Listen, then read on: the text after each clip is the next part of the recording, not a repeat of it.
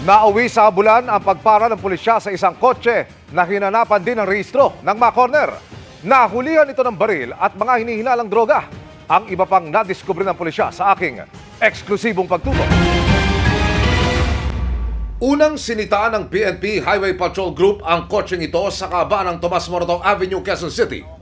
I-verify lang daw sana ang rehistro ng kotse pero sa halip daw na tumigil, humarurot ito kaya hinabol ng HPG. At pagdating sa kanto ng Scout Reyes at Scout Delgado, dito na na-corner ang kotse na bumalandra sa ibabaw ng bangketa.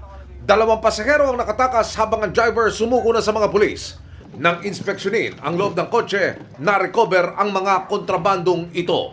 Ito po ay mga suspected ecstasy pills and suspected shabu. Napag-alaman din po ng ating mga tropa na ito po ay nagtatago or may possession ng 9mm na kalibre po ng baril. Sa investigasyon, lumabas na bagong laya lang ang driver ng kotse at may kinakaharap na iba pang mga kaso. Nandito po sa Cavite na robbery hold-up at ito naman po sa Quezon City, nagkaroon po siya ng isang case ng frustrated murder.